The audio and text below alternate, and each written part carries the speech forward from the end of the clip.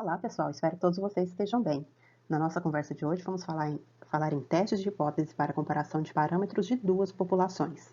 Se eu estiver trabalhando com amostras dependentes e as minhas amostras têm distribuição normal, então eu estou caindo nesse meu teste T pareado, que a gente vai abordar como sendo um caso 1. Se eu estou trabalhando com amostras independentes e as minhas populações seguem distribuição normal, então eu vou me deparar com alguns possíveis testes, tá? O caso 2 vai ser quando a gente abordar que eu conheço as minhas variâncias populacionais, ou eu vou estar trabalhando com amostras grandes. Então, caso 2. O caso 1 são casos de dados pareados, então eu tenho aí duas medidas dependentes, e elas podem ser medidas na mesma unidade amostral em dois tempos ou até em duas situações distintas, porque eu quero verificar qual é o efeito de um antes e depois em determinados indivíduos, por exemplo. Então, eu tenho aí x1 até xn, as observações do antes, y1 até yn, as observações do que aconteceu depois, valores pareados, então. Então, a minha variável de interesse vai ser medir a diferença, o efeito que existe entre o antes e o depois. Por isso que eu estou chamando aqui D1 é o meu xi, DI é o meu xi menos o meu yi. Então, eu tinha aqui duas populações normais, mas como elas são amostras pareadas, eu vou reduzir o meu problema a uma única população, que vai ser a população do meu vetor de diferença.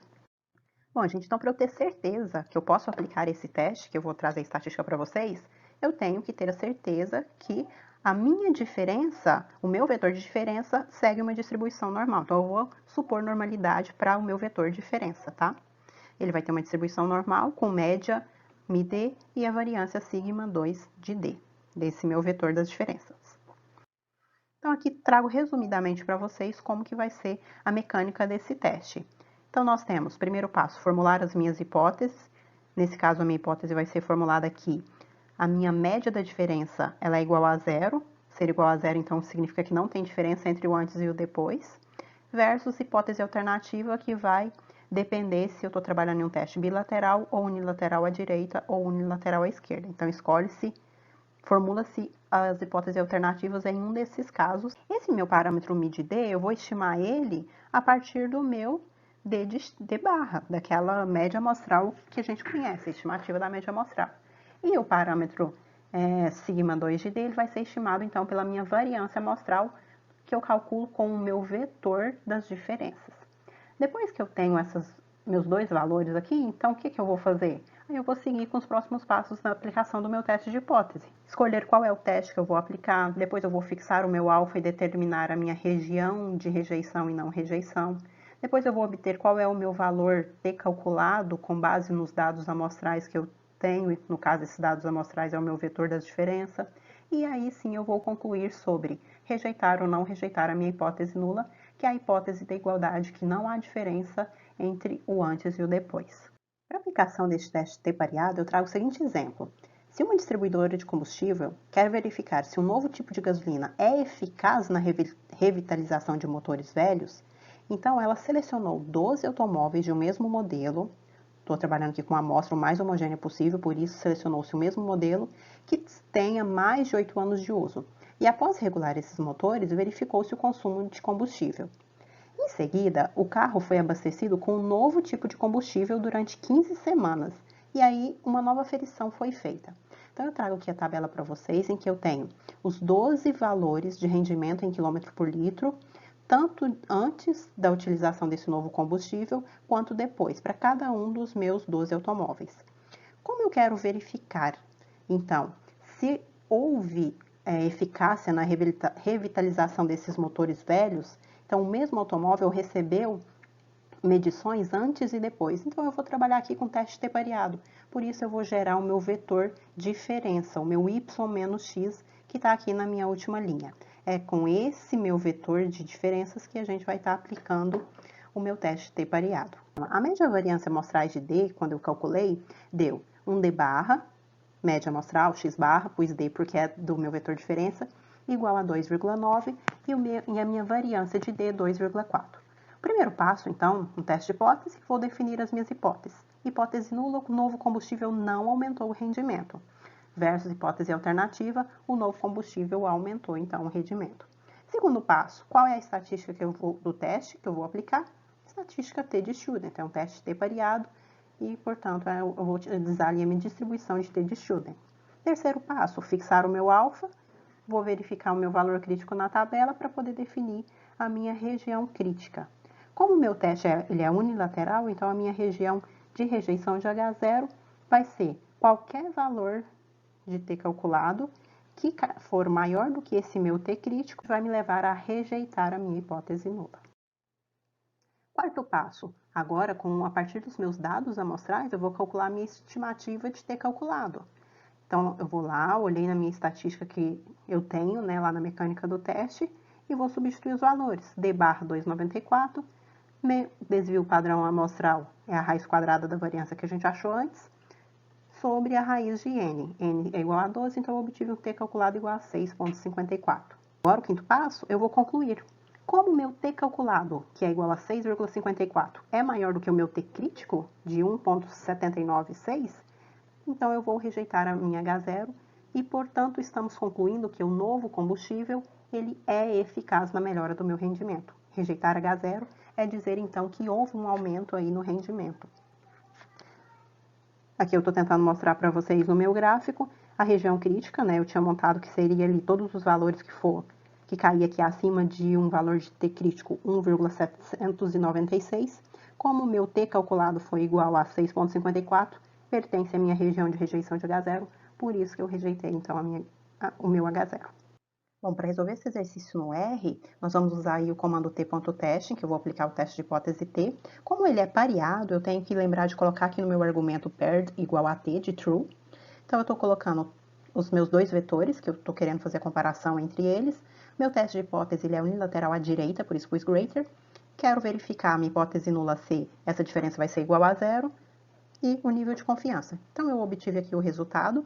Vou olhar o meu p-valor. Esse p-valor está aproximadamente igual a zero, porque eu tenho aí 1,273 vezes 10 a menos 6. Se eu comparar esse p-valor com o alfa de 5%, que é o que a gente tinha definido, então o meu alfa ele é maior do que o p-valor, portanto, eu vou rejeitar a minha hipótese nula. E se a gente lembrar, a hipótese nula é de que não havia diferença no rendimento após a utilização do novo combustível. Eu rejeitei essa hipótese, então sim, aumentou o rendimento com a utilização do novo combustível. O meu segundo caso é o caso agora que eu vou trabalhar com dados não pareados, então os meus dados são independentes, amostras totalmente distintas entre si, não pode ser uma aplicação de algum tratamento e eu vou verificar o efeito de antes e depois no mesmo indivíduo. Então isso se configura como sendo aí amostras não pareadas, dados independentes. E para esse caso, a gente vai trabalhar com o teste Z quando as minhas variâncias populacionais, dessas minhas duas populações que tenham distribuição normal, se elas são conhecidas ou se eu tenho certeza que eu estou trabalhando com uma amostra grande, um N1 e um N2 maior ou igual a 30 aí no mínimo, né? Nesse caso, a mecânica do meu teste vai seguir as hipóteses. Tenho aqui formulado minha hipótese nula como sendo a igualdade entre as médias dessas populações versus uma dessas opções para a hipótese alternativa. Como o meu teste é um teste de Z, então a estatística do teste eu vou utilizar, quando eu for calcular o Z calculado com os meus dados amostrais, essa seguinte fórmula aqui, em que eu vou aplicar cada uma das estatísticas que eu tenho. Uma observação, esse Mi1 menos Mi2, ele vai ser igual a zero, porque eu estou trabalhando que a minha hipótese nula é de igualdade, então, quando eu passar esse Mi2 para cada igualdade, Mi1 menos Mi2, eu vou estar falando que é igual a zero. Então, acaba zerando aqui minha hipótese, acaba zerando aqui essa parcela. A gente vai ver isso no exemplo aí à frente. Uma prova foi dada para duas turmas de 40 e 50 estudantes, respectivamente. Na primeira turma, eu tenho uma nota média de 74 com desvio padrão de 8, enquanto na segunda turma a nota média foi de 78 com desvio padrão de 7. Se eu quero verificar se há diferença significativa entre o desempenho das duas turmas, então vamos partir aí para a formulação, para a construção do meu teste de hipótese. Primeiro passo, formulação das hipóteses. Hipótese nula é igualdade entre as médias. Olha aqui o que eu falei para vocês anteriormente. Quando eu passo o Mi de B para cada igualdade, então eu tenho que a diferença, eu estou testando se essa diferença é estatisticamente igual a zero, versus a hipótese alternativa que tem alguma diferença entre as médias das minhas duas populações. Segundo passo, estabelecer estatística. Eu vou usar a estatística Z, porque eu estou trabalhando com uma amostra grande, nesse caso, é maior que 30, tanto para N1 quanto para N2. Terceiro passo, vou fixar o meu alfa e assim eu vou obter o meu valor crítico. Fixando um alfa, Fixando um alfa de 5%, então eu consigo definir a minha região crítica como sendo qualquer z que pertença aos reais, desde que ele seja menor que menos 1,96 ou maior que 1,96. O meu quarto passo, vou calcular minha estimativa de z calculada a partir dos dados amostrais. Fazendo o cálculo, aplicando ali na minha estatística do teste, obtive um valor de menos 2,49. Então, menos 2,49, ele vai estar aqui assim. Ou seja, ele vai estar caindo na minha região de rejeição de H0. Portanto, eu vou rejeitar a minha hipótese nula. No teste que nós acabamos de ver, nós não tínhamos que considerar nenhum pressuposto sobre a variância, nem falar se é estatisticamente igual ou diferente.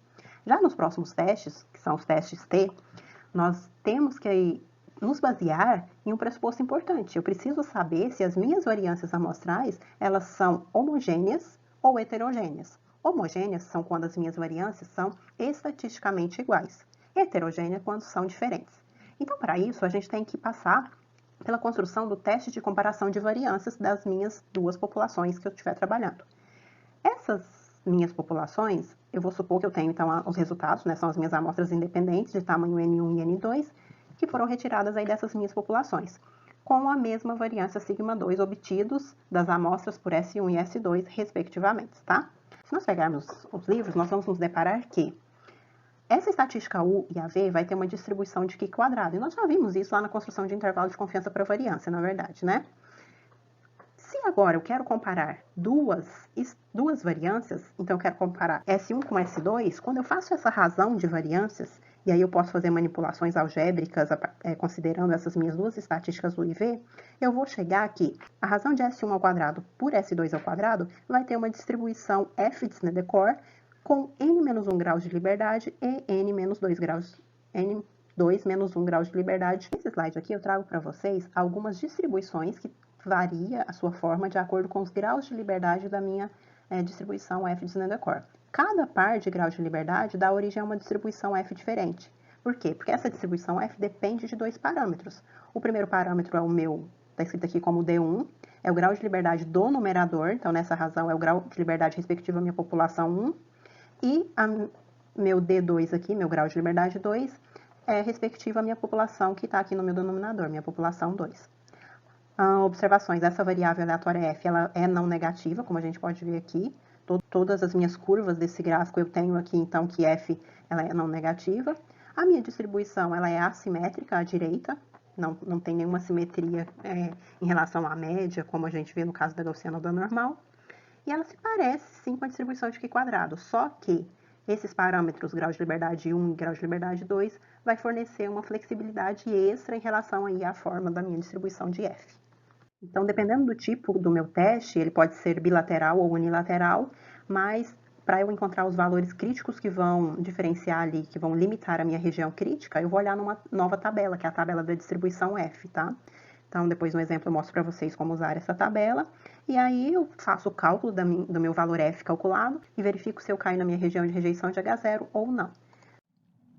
Em geral, as tabelas de F contêm apenas aqueles pontos percentuais da cauda superior. Então, por exemplo, se eu considerar um alfa sobre 2 aqui como sendo 5%, encontrar esse valor de F2, eu vou conseguir obter numa tabela quando eu olhar os meus dados respectivos ao valor desse Ni1, do grau de liberdade do meu numerador, e o Ni2, o grau de liberdade do meu denominador.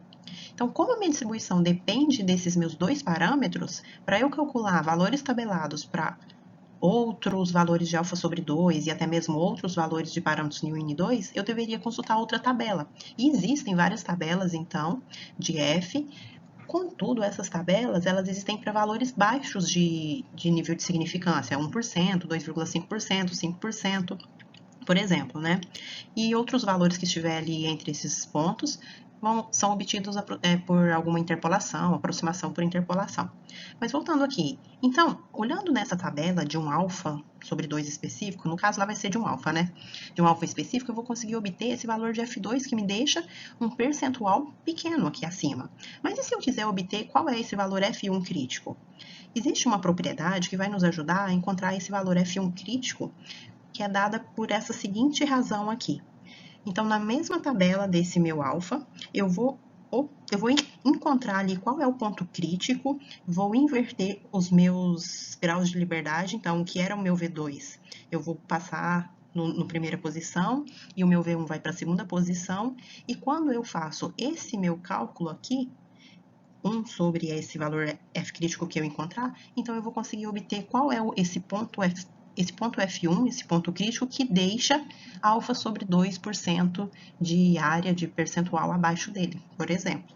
Então, resumidamente, para fazer a construção de um teste para comparação de variância de duas populações normais, eu tenho aqui as minhas hipóteses, como que eu formularia elas. Minha hipótese nula, eu estou afirmando que a razão entre as variâncias populacionais é igual a 1, ser igual a 1 as variâncias, então eu estou dizendo que não há diferença entre as variâncias, versus, dependendo do meu teste, se é bilateral ou unilateral à direita ou unilateral à esquerda, eu escrevo uma dessas formas. A estatística do meu teste, eu vou obter aquele meu valor F calculado como sendo a razão das variâncias amostrais que eu tenho para cada uma das minhas populações, e aí esse valor F calculado eu vou comparar com o meu F crítico que eu vou olhar na tabela apropriada, na tabela F de Snedeker, para o nível de significância apropriado que eu tiver interesse em trabalhar ali, tá? E aí, dependendo então da escolha do meu teste, se é bilateral ou unilateral, eu posso rejeitar o meu H0 se acontecer um desses fatos aqui, tá? Tem que identificar se a minha região crítica ela é só unilateral ou ela é bilateral, e aí eu faço essa comparação e vejo se eu rejeito ou não H0. O exemplo 3, então. Um analista da qualidade quer avaliar se existe diferença entre as variabilidades na produção de eixo comando desenvolvido por dois sistemas de usinagem. Então, eu tenho aqui nessa tabela as medições de duas populações, são independentes e ambas possuem distribuição normal. Quero saber se as variâncias entre o sistema de usinagem 1 e o 2 são iguais. Então, das minhas amostras 1 e 2, o que eu vou ter? Eu calculei o meu x barra 1, calculei meu x barra 2, meu desvio padrão 1 e meu desvio padrão amostral 2. Estabeleci as minhas hipóteses, fixei o meu alfa em 5% para poder construir, então, aqui a minha região de rejeição e não rejeição de H0. A gente já vai lá para a tabela ver como que foram feitos esses cálculos, tá? Que limitam aqui a minha região de rejeição de H0. Mas antes disso, aí o que eu fiz? Então como eu tenho o meu desvio padrão amostral para a população 1 e 2, eu consegui calcular o meu F calculado, aqui eu estou chamando de F observado. Fiz o cálculo, deu 0,223. 0,223 caiu aqui, ó, na minha região de rejeição de H0.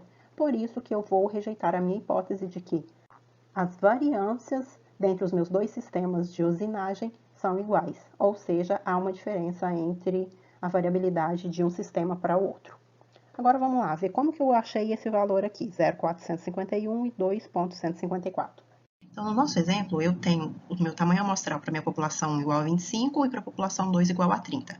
Então, os meus respectivos graus de liberdade, N1 e N2, vão ser 24 e 29. Se eu faço aqui na minha primeira linha, eu vou identificar qual é o valor de N1, 24. Na minha primeira coluna, qual é o valor de N2, 29. Quando eu faço o cruzamento disso, eu obtenho um valor crítico igual a 2,15, que significa que acima desse 2,15 eu tenho uma área percentual equivalente a 2,5.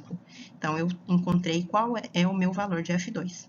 Se eu quero encontrar agora, então, o meu valor de F1, na verdade, vai me deixar 0,975% acima dela, que equivale a deixar 0,0225 abaixo dela, então eu vou fazer essa razão dada por 1 sobre, vou encontrar nessa mesma tabela aqui, qual é esse valor de alfa, no entanto, eu vou trocar aqui as ordens dos meus graus de liberdade. Então, agora, no meu numerador, eu vou procurar qual é o valor do meu N2 e no meu denominador qual é o valor de N1. Trouxe aqui em verde para vocês. Deveria ser 29 e 24, mas como 29 é muito próximo do 30, vamos pegar esse valor de 30 cruzado com 1 N2 igual a 24, vou ter uma aproximação do que eu quero, que vai ser igual a 2,21.